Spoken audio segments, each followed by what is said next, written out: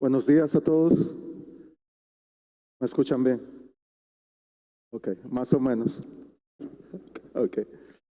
Dios les bendiga. Es un gozo y privilegio estar hoy de nuevo juntos como iglesia de Dios. Se oye un poco. Ok. Perdón, es que me retumba. Ok, voy de nuevo. Sí. Es un gozo, como les decía, estar hoy reunidos de nuevo como la iglesia de Dios. Y en este tiempo especial, ahora nosotros abrimos la palabra de Dios para escuchar su voz. Si estás visitando hoy o no me conoces, mi nombre es Luis y tengo el privilegio de servir aquí en nuestra iglesia como uno de los pastores.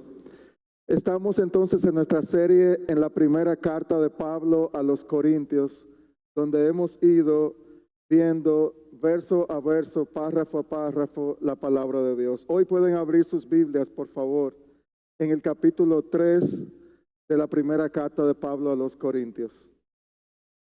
Y estaremos viendo la última parte del capítulo que comenzamos la semana pasada. Y va a ser hoy desde los versos 16 hasta el final del capítulo 3. Pueden ir buscando y voy a orar. Gracias, Señor, te doy por tu gracia. Gracias, Señor, te doy por tu misericordia. Y gracias, Señor, te doy por el privilegio que nos das hoy de poder escuchar tu voz. Te pedimos, Señor, que remuevas toda distracción de en medio nuestro. Que, Señor, ahora nos ayudes, nos capacites para entender tu palabra, pero no solo eso, sino también para aplicarla en nuestros corazones y para demostrarla con vidas que admiten que tú eres el Señor y no nosotros. Guíanos, Señor, en este tiempo, que no sea un tiempo más, sino que tú nos hables y nos transformes en esta mañana. Gracias, Señor, te damos en el nombre de Jesús. Amén. Cuando yo hablaba con mi abuelita falleció, ya tenía 100 años, y hace un par de años falleció. Pero siempre recuerdo las conversaciones con ella, eran súper interesantes, y ella siempre celebraba los tiempos anteriores o el tiempo antiguo como mejor. Y ella se le brillaban los ojos cuando me hacía historias de esos tiempos. Pero yo creo que nosotros también podemos darle gracias a Dios que somos una generación a la que le ha tocado vivir eventos y momentos únicos y especiales y emocionantes, como ver a Lionel Messi ganar una Copa del Mundo, como ver situaciones y cosas que suceden tan especiales y únicas a nuestro alrededor. Y uno de esos eventos, yo creo que todos sabemos a qué me refiero, fue la pandemia por la que pasamos entre los años 2020 y de la que todavía quedan algunas secuelas. Creo que todos recordamos de diferentes formas, dependiendo del lugar donde nos encontrábamos, cómo fue vivir a través de las mascarillas, del distanciamiento social. ¿Se recuerdan todavía? Un poquito. Que si tienes o no tienes la tarjeta de vacuna, que si te pusiste 1 o 4, los toques de queda en algunos lugares y algunos países, las reuniones por Zoom que se volvieron muy populares, graduaciones canceladas, viajes detenidos, ambientes tensos. Pero también aprendimos nuevos términos que agregamos a nuestro vocabulario, aunque fue forzadamente, como por ejemplo presencial y remoto. Eran palabras que antes de 2020 muy raro tú usabas. Me voy a reunir contigo. ¿Cómo lo hacemos? ¿Presencial o remoto? ¿Vieron cómo ha cambiado nuestro lenguaje?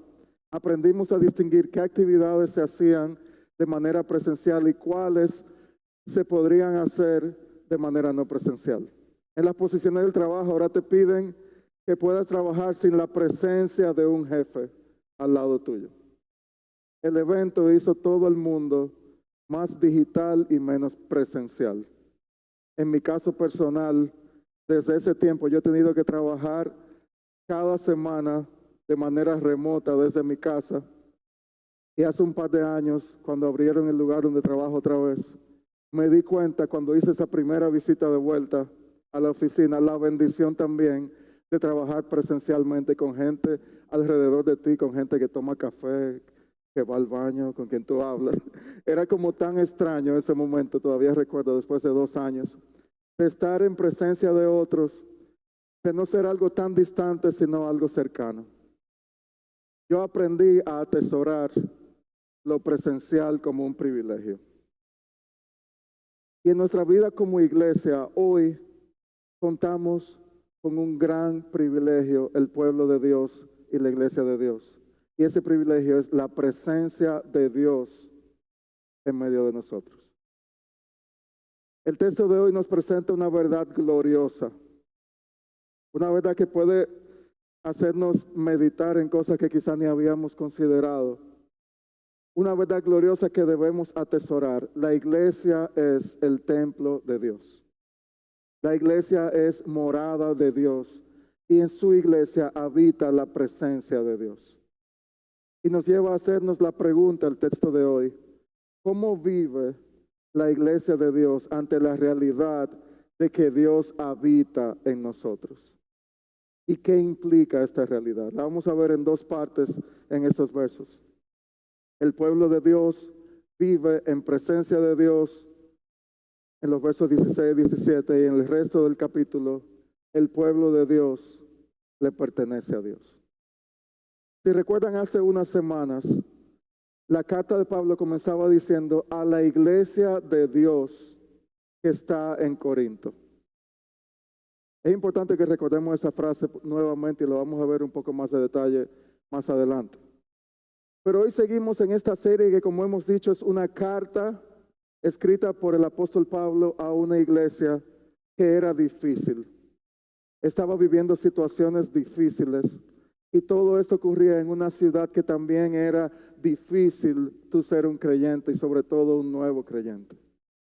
Pablo ha venido hasta ahora hablando de una manera clara de cómo en esta iglesia específica existían divisiones, había discusiones mayormente basadas en preferencias que la congregación tenía sobre sus líderes, incluyendo el mismo Pablo.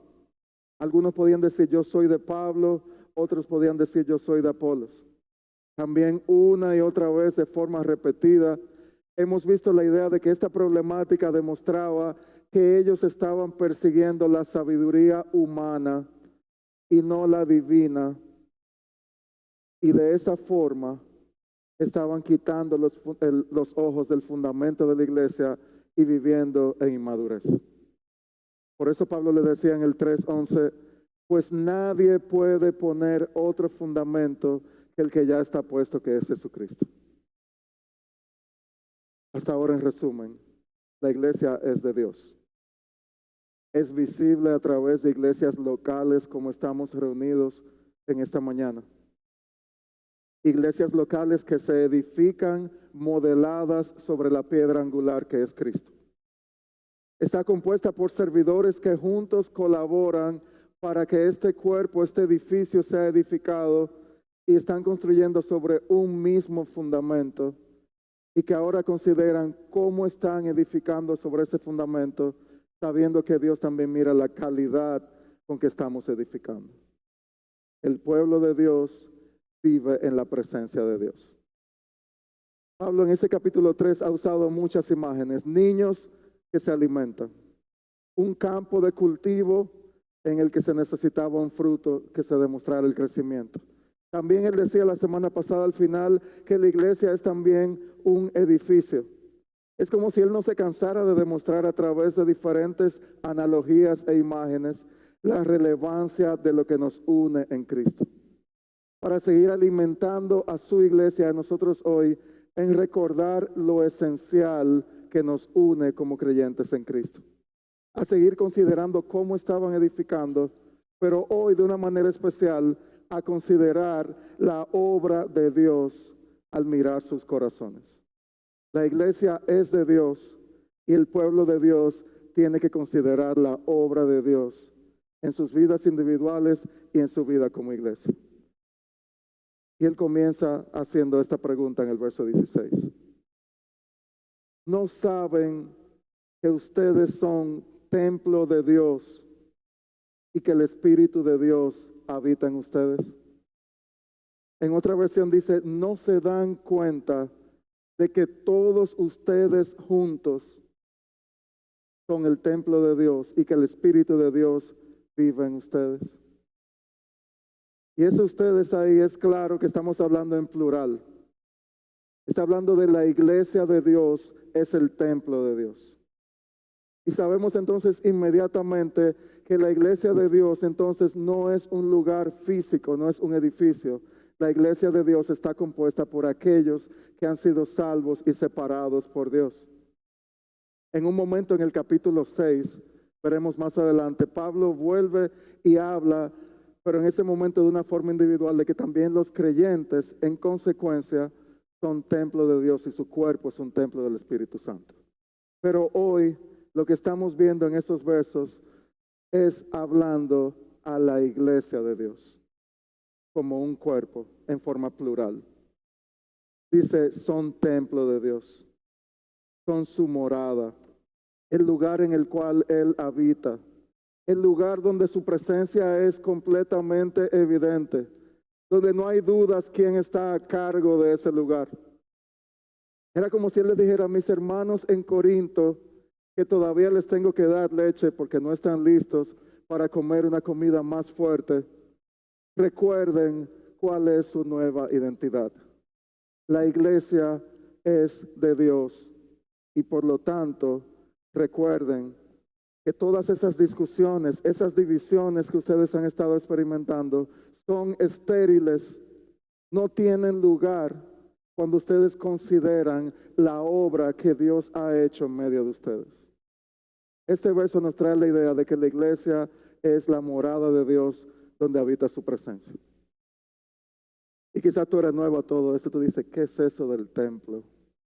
Una palabra nueva para mí, quizás yo la oí cuando era niño o niña en mi país, pero no tengo una idea de por qué pueden decir que personas ahora son templos. No sé, eso me suena que en mi país, en cada ciudad, hay un parque central y hay una iglesia, un templo frente a ese parque. Pero aquí Pablo está cambiando todo. Él está diciendo, ustedes son el templo de Dios. Y si uno comienza a pensar en toda la historia bíblica, en esa gran historia, que por cierto un comercial estamos viendo los domingos en la noche. Desde Génesis tenemos la idea, si ustedes van al primer libro de la Biblia, de que la presencia de Dios moraba, estaba en el jardín del Edén. Dice que Dios sopló aliento de vida en el ser humano. Pero también dice que a causa del pecado, el hombre y la mujer, ¿qué hacen? Dice literalmente la palabra de Dios, se esconden de la presencia de Dios. Ya van captando un poco la grandeza de lo que está sucediendo aquí. Son templos del Espíritu donde habita la presencia de Dios. Pero en Génesis me decía que se escondieron de la presencia de Dios por causa del pecado. Pero Dios no dejó todo así. En medio de su promesa que Él hace aún en Génesis 3, Él sigue en la historia con su pueblo elegido y hace un pacto con Israel. Y en Éxodo 25 Él le dice que me hagan un santuario para que yo habite entre ellos. Y se hace el tabernáculo. Era un pueblo móvil, había una tienda móvil que era el tabernáculo, que era el foco de la presencia de Dios en el arca del pacto mientras ellos viajaban por todo este peregrinar hacia la tierra prometida.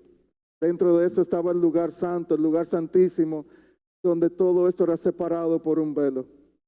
Ya cuando el pueblo entra en la tierra, ¿qué pasa? Ya sea en un lugar fijo, se construye un templo. Y miren lo que dice cuando se construyó el templo. Salomón terminó de orar en 2 de Crónicas 7. Descendió fuego desde el cielo, consumió el holocausto, los sacrificios. ¿Y qué dice? La gloria del Señor llenó la casa. Presencia de Dios. Los sacerdotes no podían entrar en la gloria de la casa, en la casa del Señor, porque la gloria del Señor llenaba la casa. Y todos los israelitas, viendo descender el fuego, la gloria del Señor, se postraron rostro en tierra, diciendo, ciertamente Él es bueno, ciertamente su misericordia es para siempre. Sigue avanzando la historia. Y hace su entrada, dice Juan 1:14, el verbo se hizo carne, refiriéndose a Cristo. Y ¿Y saben qué dice? Él vino e hizo morada entre nosotros. Él hizo un tabernáculo de nuevo en medio de su pueblo. Pero saben que también dice Juan 1, a los suyos vino y los suyos no le recibieron. Por eso tuvo que ir a la cruz para tomar el lugar de pecadores, cumplir la misión especial y específica dada por el Padre para que pecadores como tú y como yo, que rechazamos la presencia de Dios constante, objetivamente, cada día, hoy podamos tener acceso a través de Cristo. Y por eso una y otra vez lo repetimos y te lo repito hoy, solo por fe en Cristo y arrepentimiento de nuestros pecados es posible que podamos ser llamados el templo de Dios. ¿Sabe qué dice la palabra? Que por ese acto en la cruz, cuando dice consumado es, el velo fue roto. El acceso que antes era muy difícil a ese templo y a ese tabernáculo y a ese lugar santísimo ha sido roto y ahora podemos entrar a una comunión especial con nuestro Dios. Pero ¿qué pasa? El Señor asciende y dice Hechos 2 que viene Pentecostés.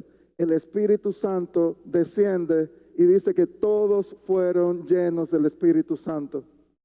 Ahora la iglesia es su cuerpo, su edificio, modelado sobre la piedra angular que es Cristo. Y dice en Efesios 2:22, en Cristo también ustedes son juntamente edificados para morada de Dios en el Espíritu. De estar escondidos de la presencia misma de Dios, a estar en una comunión íntima donde Dios habita en su pueblo, obra maravillosa de Dios. Y esa es la realidad que tú y yo podemos experimentar cuando vemos una palabra tan sencilla como templo en ese verso 16. Tenemos que entender todo lo que tuvo que suceder para que hoy sea una realidad de que cuando su iglesia está reunida, la presencia de Dios está ciertamente con su iglesia. Ese templo, ese lugar santísimo donde la presencia de Dios era manifestada sobre el arca del pacto, al cual solo tenías acceso el sacerdote una vez al año, era la sombra solamente de esta asombrosa realidad del nuevo pacto en Cristo, donde ahora Dios mismo, el Espíritu Santo, y escucha esto, en medio de tu prueba y tu dolor, en medio de nuestra vida como iglesia, el Espíritu Santo, el Consolador, el que nos santifica, el que nos convence, el que nos ilumina, el que mora en nosotros y nos da esperanza, gracia y poder. Podemos decir hoy, estamos con Dios mismo. Él le dice, ¿no lo saben? Así comenzaba el verso 16. Pablo le encanta hacer preguntas. Ya le he hecho muchas en el capítulo 3, preguntas retóricas. Y él va a hacer esa muchas veces en esta carta. En un momento le preguntaba, ¿no son como los del mundo si actúan en cierta forma? Él ahora les recuerda, ¿no lo saben? ¿No saben cuál es su nueva identidad si ustedes están en Cristo? ¿No se dan cuenta que una iglesia llena del Espíritu es una iglesia viva, que muestra la vida que Él ha dado y es una iglesia que también muere al pecado? Qué gran tesoro tenemos delante de nosotros, qué gran tesoro del cual nosotros formamos parte.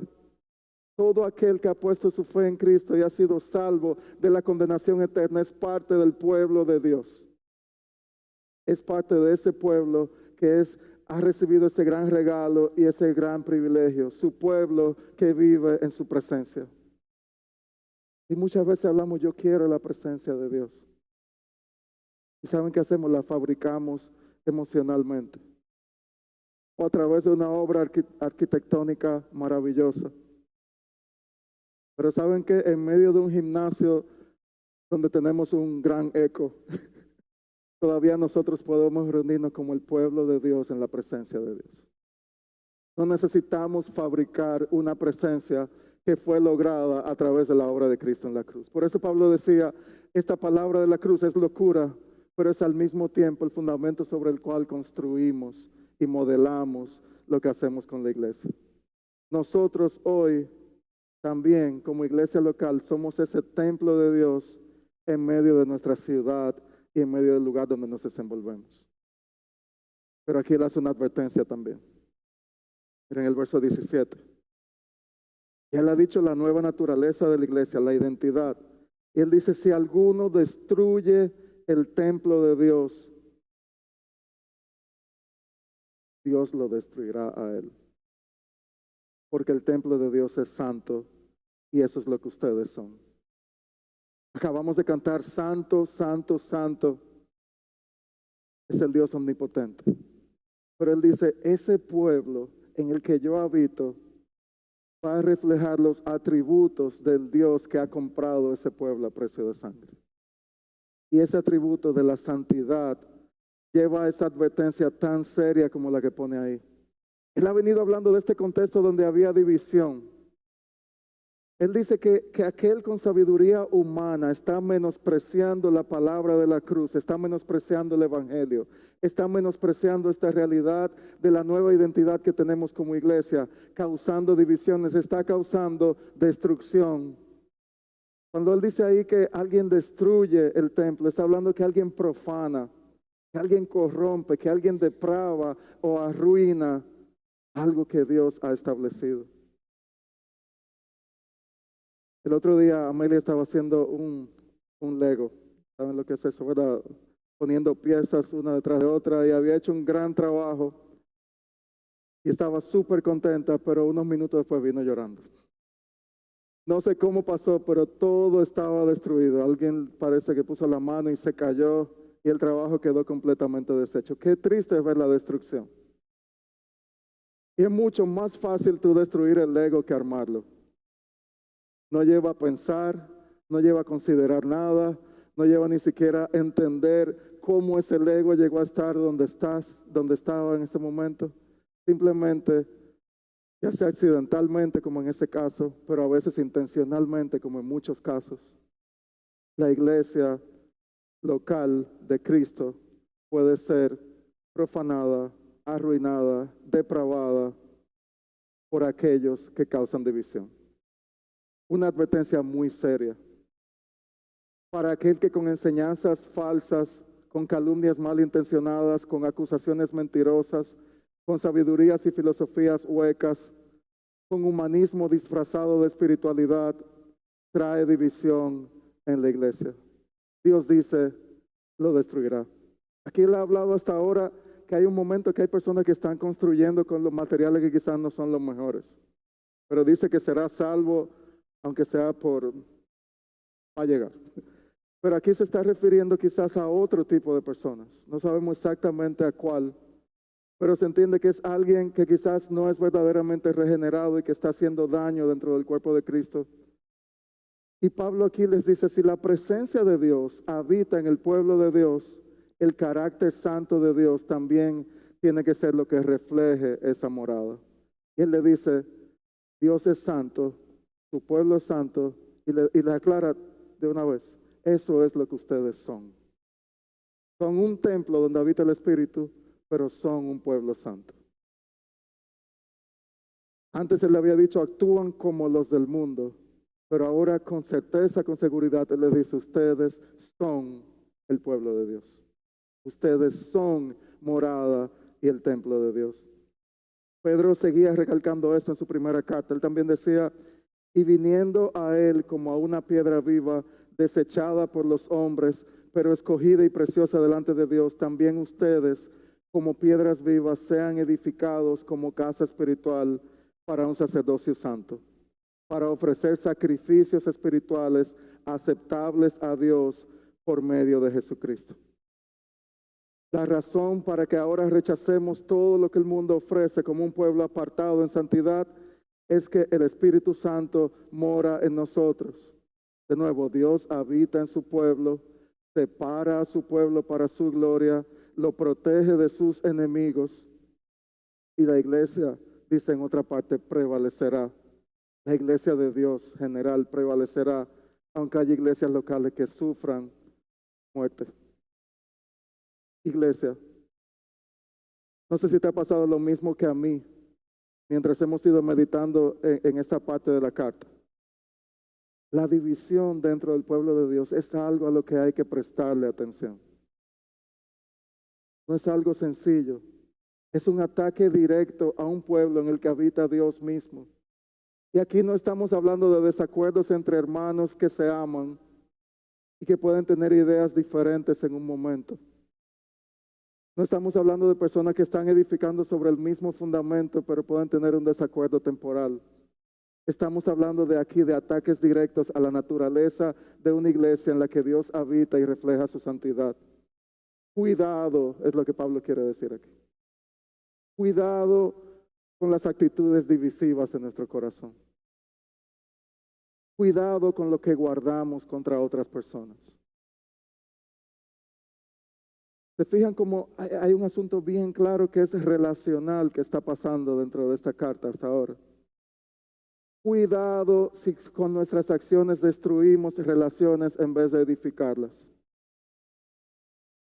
Cuidado si en vez de construir el Lego poquito a poquito, acción tras acción, cafecito tras cafecito, conversación tras conversación, exhortación tras exhortación, más bien estamos simplemente destruyendo reputaciones. Cuidado si estamos profesando a Cristo con nuestros labios, pero maltratamos al hermano con nuestras acciones. Cuidado si estamos tomando bandos cuando hay un solo Señor. Cuidado si en vez de orar por otros, deseamos el mal de otros. La pregunta es, ¿estamos nosotros hoy, si somos este templo, ofreciendo sacrificios espirituales agradables a Dios o promoviendo la gloria individual y humana? ¿O estamos adornando el templo con adoración a Dios o estamos profanando el templo con adoración al hombre? El edificio de Dios, el campo de cultivo de Dios, dice Pablo, es el templo de Dios, en el cual habita el Espíritu de Dios para reflejar la santidad de Dios. No es algo esto como mucho más grande de lo que tú imaginabas. Entonces congregarnos toma otro sentido. Entonces ya yo decir voy a la iglesia, cambiaría ahora, si estoy en Cristo, yo soy la iglesia. Yo soy parte de ese cuerpo que Él ha comprado y ha transformado y lo ha hecho en muchos países y lugares del mundo, además de lo que está haciendo aquí en medio nuestro. Pero no solo el pueblo de Dios vive en la presencia de Dios. Miren lo que Él hace ahora a partir del verso 18. Otra advertencia. Verso 18, nadie se engañe a sí mismo. Si alguno de ustedes se cree sabio según este mundo, hágase necio a fin de llegar a ser sabio. Porque la sabiduría de este mundo es necedad ante Dios. Pues escrito está, Él es que prende a los sabios en su propia astucia.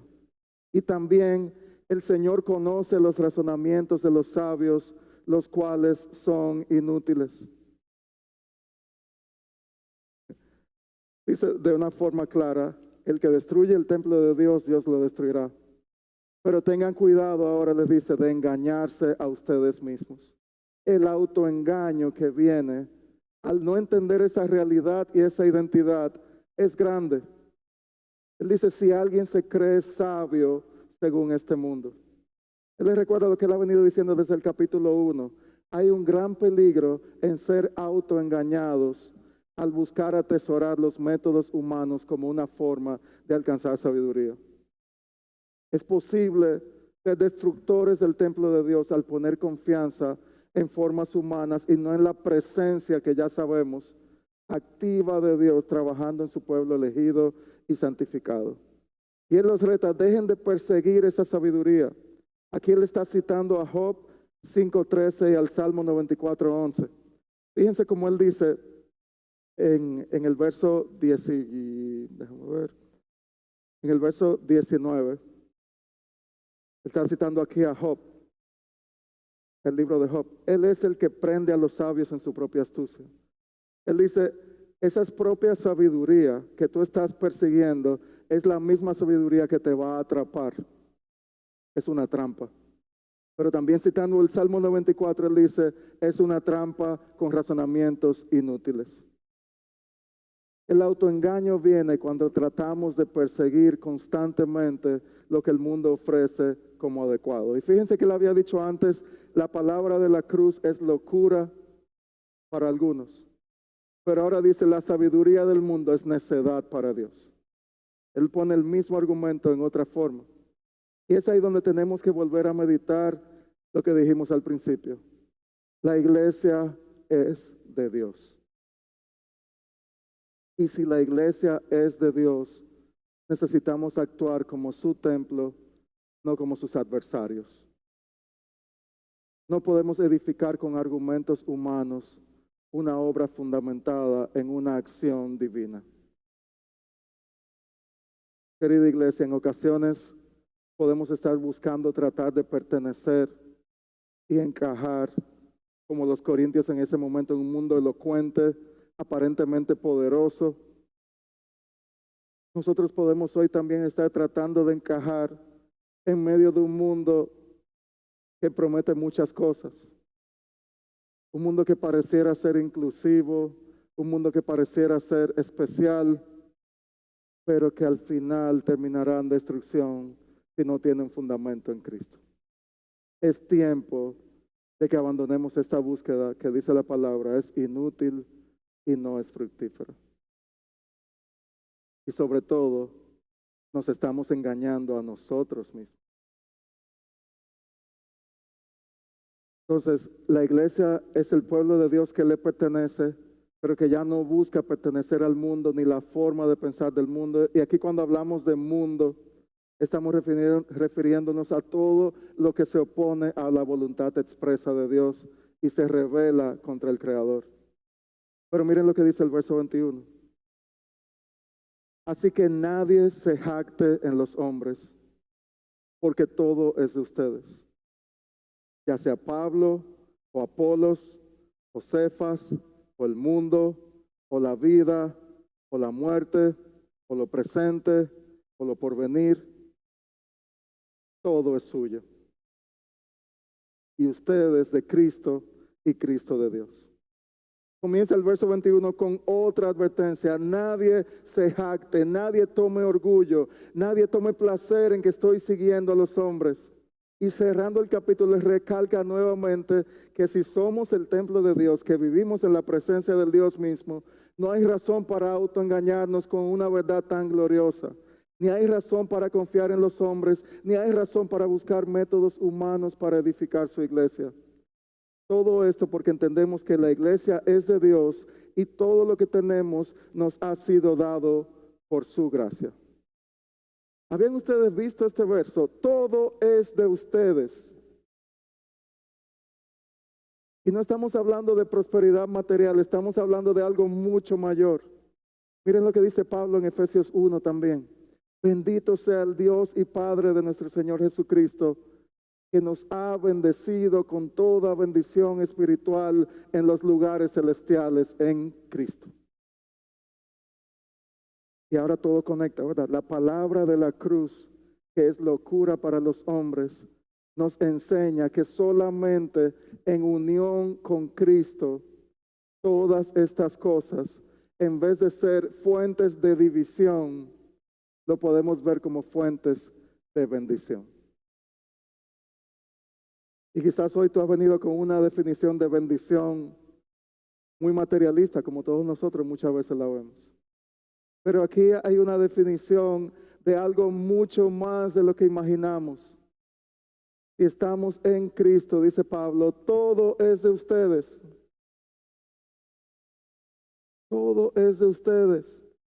Y miren cómo él dice en ese verso, ya sea Pablo, Apolos o Cefas. Cuando estamos en Cristo, todos los líderes ahora son un regalo de Dios para su iglesia, no una fuente de división y de competencia. Por eso les decía, son servidores del Dios vivo. ¿Vieron cómo el todo en Cristo todo cambia? Mi perspectiva de la vida. Pero también sigue diciendo la vida. Como ahora la vivo para glorificar a Dios y no para satisfacerme. Decía Pablo en otra carta, para mí el vivir es Cristo. Pero él sigue diciendo, todo es tuyo hasta la muerte. ¿Cómo tú dices? ¿Cómo así? Sí, porque la muerte ya no tiene poder sobre el que está en Cristo. La muerte ha sido derrotada hasta la muerte. Para mí, decía Pablo también, el morir es ganancia, porque estaré con mi Salvador por todo el resto de la eternidad. Pero también él decía, ni el presente o el porvenir.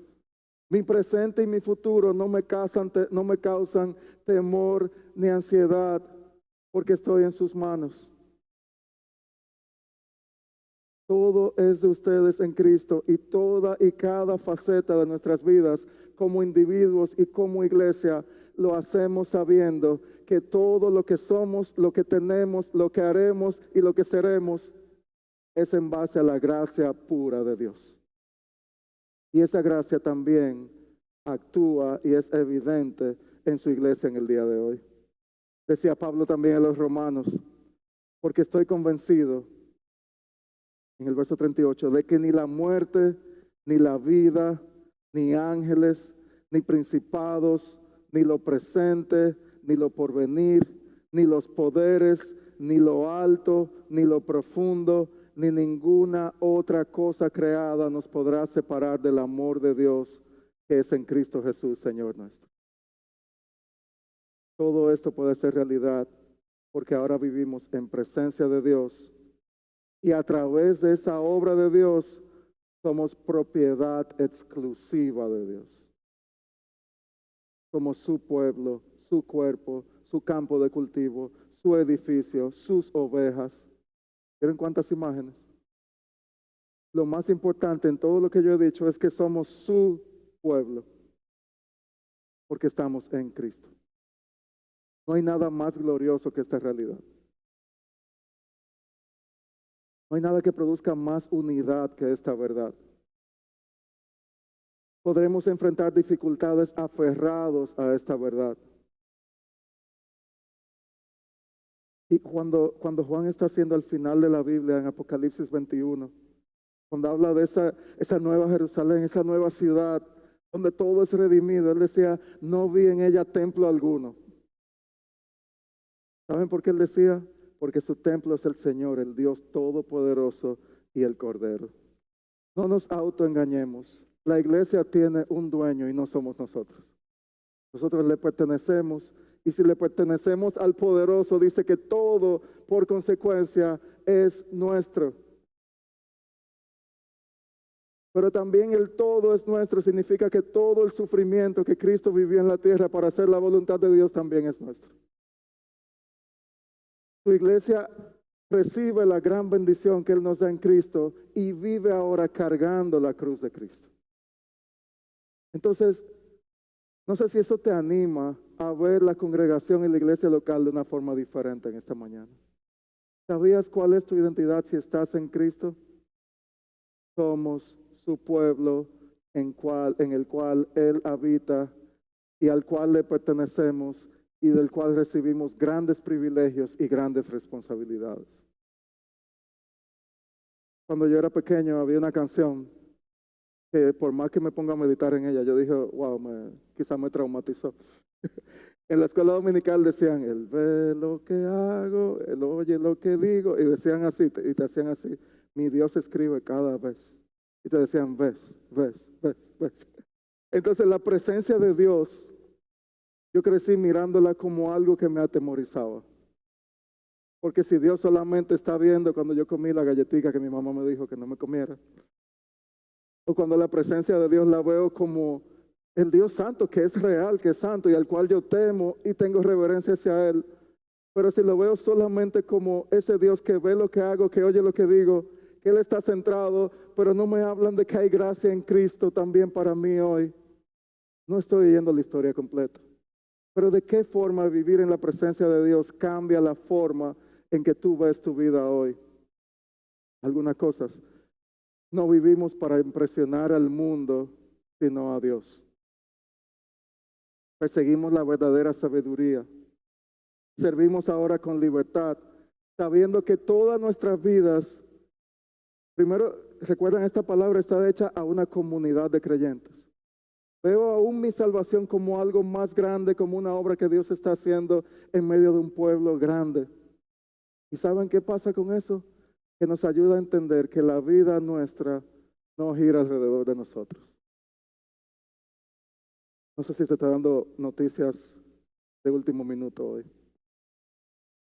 Si lo vemos desde la cosmovisión y desde el punto de vista bíblico, nuestras vidas, la vida del pueblo de Dios, no gira alrededor de nosotros, sino de Él. Así que medita en esto. Quizás hoy incluso tú has venido con muchísimas pruebas en tu vida, con muchísimo dolor o con situaciones que tú no sabes cómo resolver, o quizás estás simplemente tratando de buscar una identidad en ese espejo cada mañana y tratando de embellecerte físicamente, o tratando de buscar toda ser suplido tu corazón de muchas formas. Recuerda eso, tu vida no gira alrededor de ti, y ese es el problema que hemos tenido, y por eso, por el pecado, hemos estado escondiéndonos de la presencia de Dios. Yo lo que te quiero motivar hoy, que lo hagamos sirviendo con humildad, que redefinamos lo que es una bendición en nuestra vida, pero que puedas estar seguro de que un día puedas enfrentarte ante ese Dios vivo y lo hagas vestido con la rectitud de Cristo y no con la tuya. Pero si seguimos definiendo nuestras vidas y nuestras iglesias en base a las personalidades y lo que queremos, terminaremos en destrucción. Considera la obra de Cristo hoy. Decía al principio, hace un rato, el Verbo se hizo carne y habitó entre nosotros. En la palabra, que es algo que leemos mucho en Navidad, decimos Emmanuel, Dios con nosotros. Pero dice una palabra, la palabra en otro punto, que también Dios es por nosotros. Pero ¿saben lo que nos dice el verso de hoy? Que además de que Dios está con nosotros, es por nosotros, Dios es en nosotros. Y eso solamente es posible a través de la obra de Cristo. Así que si hoy tú no has puesto tu fe en Cristo, te invito a que hoy admitas: la iglesia es de Dios, el pueblo es de Dios, la santidad le pertenece a Él, vivo para Él. ¿Qué he estado haciendo con mi vida? La iglesia está compuesta por personas salvas. Y es importante que tú entiendas hoy que la única forma de ser salvo de la condenación eterna no es en sabiduría humana, ni en la autocompasión.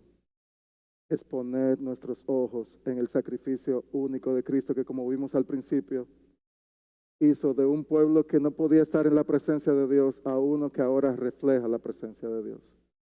Pon tu fe en Cristo, arrepiéntete de tus pecados, habla con alguno de nosotros al final.